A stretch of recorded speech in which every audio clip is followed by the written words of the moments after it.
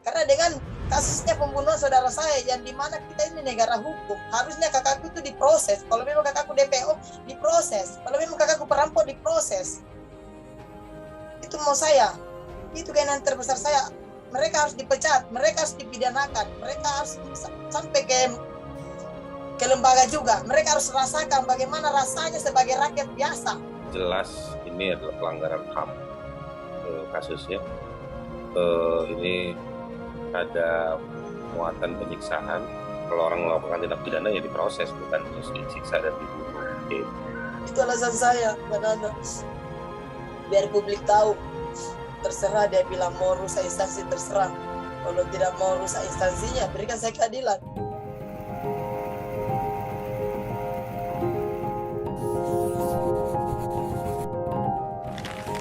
Surat ini saya terima dari Ernawati, seorang ibu rumah tangga di Makassar, istri seorang polisi yang mencari keadilan untuk almarhum kakaknya yang tewas secara janggal ketika ditahan kepolisian. Lewat surat yang ia sampaikan, Ernawati meminta saya dan Narasi untuk menggaungkan cerita ini, sembari terus berharap kasus tewasnya sang kakak bisa menemui titik terang. Ernawati berharap setidaknya kalian mendengar kisah ini sebagai peringatan akan ketidakadilan yang mungkin menimpa siapa saja di kemudian hari. Cerita ini dimulai pada 24 Juli 2019. Hari di mana kakak Ernawati, almarhum Kaharudin, ditangkap polisi atas dugaan pencurian kendaraan bermotor. Ya, ini jadi suratnya udah terima, Bu. Teman-teman Narasi juga udah baca gitu. Jadi di hari Rabu ya, tanggal 24 Juli 2019 itu apa sih, Bu, yang terjadi, Bu? Jam 9 pagi saya diketuk rumah saya sama Hayati, teman wanitanya almarhum. Hayati bilang tidak tahu, tidak jelas kasus apa karena tidak ada surat-surat yang dia kasih lihat. Itu datang ke rumah jam 9 pagi untuk ngasih tahu kabar kalau almarhum kakak ditangkap polisi. Iya, dia bilang Polda. Dia kan orang awam, nggak tahu, dia bilang dari Polda deh. Jadi saya cari tahu Polda ada dua poskonya itu di Pasar Tegal sama Hertasni. Jadi dua tempat itu saya cari, ternyata keduanya saya dapat kakakku dengan bukti kendaraan kepemilikannya ada di situ, yang motor 3 itu ada, Ninja itu. Sampai ke posko Resmob di jam 2 siang, saya ketemu sama itu, dia bilang sama saya bahwa kakak Anda sebentar pengembangan. Nah, setelah itu saya dapat kabar jam 3 sore di Rumah Sakit Bayangkara, katanya kakak saya sudah meninggal dunia, dan di mana beritanya itu viral di media ini Facebook. Di situ saya lihat beritanya. Jadi pihak kepolisian tidak memberitahukan langsung kepada saya ataupun kepada Ibu Hayati bahwa Kaharudin sudah tinggal nama. Nah, sudah setelah saya hendak pikir panjang, saya ke Bayangkara jemput mayatnya. Lalu saya teriak, saya bilang saya mau otopsi, tapi bilang sama saya, nggak usah, Bu, kesini dulu saya jelaskan. Saya tahu ibu, saya kenal ibu seorang Bayangkari, saya kenal Samita. Jadi saya tanya baik-baik, kasus apa kak? Kasusnya apa ini kakakku? Dia bilang, sini Bu, kasusnya ini ada 8 LP, yang dimana 8 LP itu semua curat. Jadi saya tanya, dia bilang, kira-kira Pak, kakak saya meninggal dunia pukul berapa? Kakaknya ibu meninggal menghembuskan napas terakhir sekitar 10 pagi, Bu. Jadi mayatnya itu sudah jam 11 siang sampai di sini, Bu. Jadi Kaharudin sudah meninggal dunia sampai di Rumah Sakit Bayangkara. Kami tinggal membersihkan. Coba jam 7.23 almarhum keluar dari rumah keadaan sehat, dipapa dengan polisi semua kan di borgol. Jadi kata Bayangkara menghembuskan sekitar jam 10 pagi. Di pukul 6 sore, pas menjelang maghrib, saya sampai di rumah duka, saya buka mayatnya. Saya histeris, saya telepon Aibda. Bilang, kenapa ada luka-luka kakakku ini? Bagaimana tanggung jawabmu ini? Tuh, katanya kakakku tidak apa-apa, kenapa ada luka-luka ini, kasihan. Dia langsung tutup teleponnya, tidak mau banyak bicara. Dia bilang, oh iya, tunggu Moko, saya akan tuntut kalian. Yang tadinya saya tidak akan nuntut di Rumah Sakit Bayangkara, karena dia bilang kan cuma mati ditembak. Nah, ternyata kakakku luka-luka. Saya buka, saya langsung histeris, saya video. Saya memang akan persiapkan semua bukti-bukti, baru saya laporkan. Ernawati yakin kasus ini penuh keganjilan. Karenanya ia bergerak untuk dapat mengungkap apa yang sebenarnya terjadi, menyambangi pihak-pihak terkait agar kematian sang kakak diusut tuntas. Berarti memang sampai sekarang kan langkah hukum juga Bu Eno sudah upayakan terus gitu ya? Langkah hukum saya ke propam, minta keadilan atas kematian yang tidak wajar saudara saya. Kedua, orang propam ngomong, kalau ibu mau kasus ini sampai dipidanakan, sampai ke bawah ke meja hijau, ibu harus buat laporan polisi SPKT. Jadi saya atas arahan mereka saya ke SPKT buat aduan untuk tindak pidananya. Itu dia. Setelah itu saya tidak cukup sampai di situ karena gelar perkara. Ternyata mereka mau menawarkan sejumlah uang dan damai. Setelah itu saya sudah berpikir sendiri, aduh kayaknya tidak baik ini. Sepertinya mereka meremehkan saya. Akhirnya saya lapor ke ombudsman, yang dimana pada saat itu mereka tidak transparan. Tapi ombudsman memberitahu saya bahwa almarhum ditangkap karena adanya laporan polisi 8 LP. Katanya tindak kejahatannya almarhum. Tapi dengan temuan saya bahwa kakak saya ternyata menjalani masa tahanan rutan pada saat dituduhkan 8 LP itu, salah satunya diantaranya yang di Bone itu sama-sama saya di Palopo. Ternyata LP itu tidak ada di Sinjai, tidak ada satupun di Sinjai. Jadi saya bingung juga di situ, saya harus kemana? Oh, jadi memang ketika Ibu berusaha untuk menyelesaikan kasus ini gitu ya, itu memang ada tawaran-tawaran uang gitu ya? Jadi pertama itu di KBP, tapi perwakilannya anak buahnya AKBP yang wakili. Dia pikir saya mau betul-betul uang. Ya saya dipertemukan, dia bilang ada itu uang Bu, tapi bukan uang sogokan Bu, ingat Ibu nah, bukan uang sogokan, bukan uang apa Bu, pokoknya dikasih saja uang, begitu. Saya tahu tujuan mereka, jadi saya tolak, saya pulang. Setelah itu saya ini lagi, sampai di gelar perkara tanggal 4 bulan 6, saya dimingi lagi Bu, jangan, bukan orang lain, kalau bisa Bu cari jalan baiknya. Saya tidak mengerti, saya kan bukan polisi, cari jalan baik itu maksudnya apa, uang. Nah setelah itu saya telepon tanggal 18 sama penyidik Pak. Dia ngomong sama saya, bisa kita datang Bu, kapan Pak? Besok Bu bisa, jadi tanggal 19 bulan 6 itu saya datang ke ruangannya, tapi bukan di ruangannya Pak, ruangan sebelah. Jadi saya bilang, dia bilang apa sih mau? Saya kan sudah dari awal Pak, saya sudah jelas bahwa saya tidak mau uang. Saya tinggalkan kan, saya tolak permintaan maafnya. Kedua, saya sudah jawab, saya minta diproses hukum, apapun perbuatannya Ibda, tolong diproses. Karena dari awal saya tidak mau, memang saya mau kasus ini dilanjut sesuai dengan sumpah saya kepada saudara saya sebelum meninggal dunia, bahwa saya tidak akan hidup tenang Kak sebelum orang ini semua dihukum juga, minimal dia dipecat. Itu kemauan saya, itu sudah sumpah saya.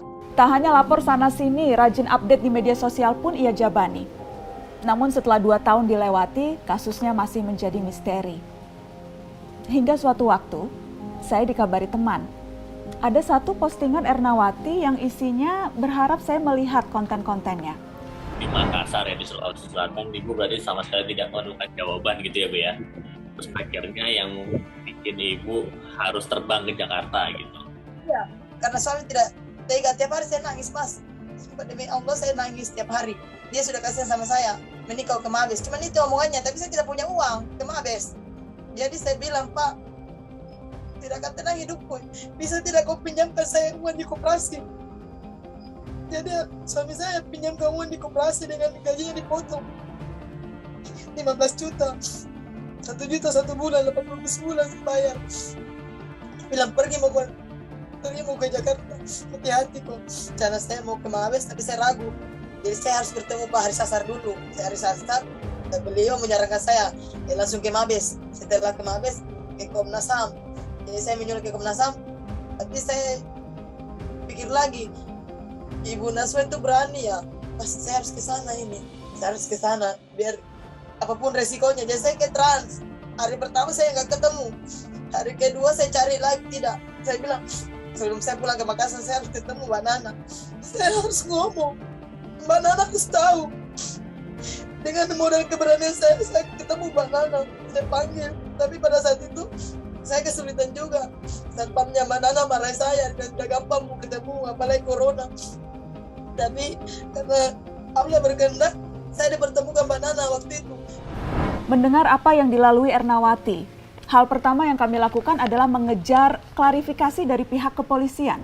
Namun upaya tim narasi untuk meminta keterangan pihak kepolisian terkait hanya berbuah pengabaian dan lemparan ke sana kemari, tidak ada jawaban apalagi penjelasan. Pertama, kami menghubungi langsung Humas Polda Sulawesi Selatan.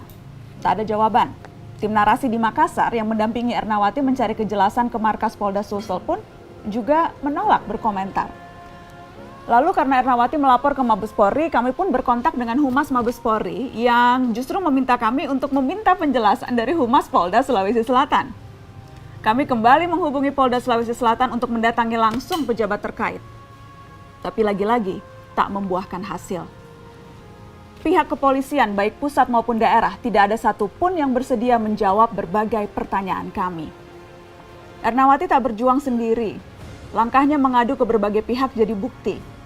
Postingan di media sosial pun ia pakai untuk mengumpulkan dukungan dari yang peduli.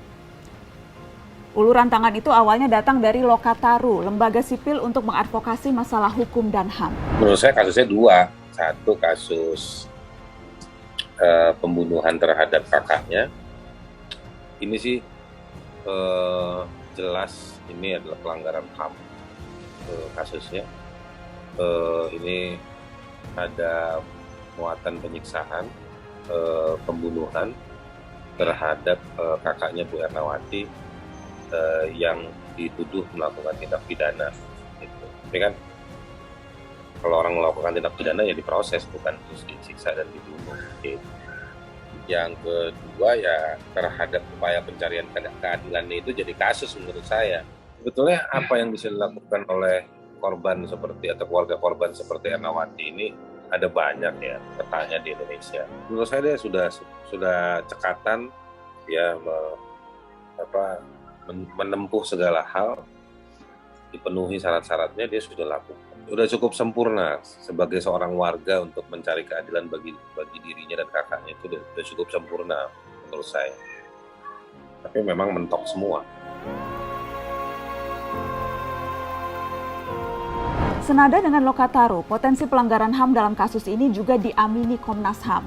Mereka pun telah menerima aduan Ernawati. Iya, kami sudah terima ya pengaduannya, kemudian sudah pelajari, bahkan sedang menyiapkan langkah untuk meminta keterangan dari Kapolda Sulsel. Memang secara nyata ada peristiwa kematian yang kalau kita ikuti dari fakta-fakta yang diberikan pada kami, misalnya CCTV dan keterangan dari berbagai pihak, termasuk dari adiknya ya, Ibu Ernawati ini, memang ada keganjilan. Orang yang tadi ditahan misalnya pada pagi hari baik-baik saja dalam kondisi sehat gitu, tiba-tiba pada petang hari itu meninggal dunia tanpa ada satu kejelasan kenapa terjadi peristiwa meninggalnya saudara Kaharudin ini. Ya, kita akan menggunakan wewenang kita ya untuk meminta keterangan dari Polda Sulsel dan tentu juga meminta keterangan dari beberapa prosedur hukum yang sudah ditempuh yang menurut pandangan kami itu tidak tepat. Kita ingin meminta argumentasi alasan kenapa itu dilakukan. Membaca surat dan mendengar cerita Ernawati menggerakkan kami untuk melakukan sesuatu. Setidaknya menyumbang keberpihakan dan menyuarakan ketidakadilan. Sementara ini kasusnya masih buntu. Dan cerita Ernawati ini adalah satu dari sekian banyak kisah serupa.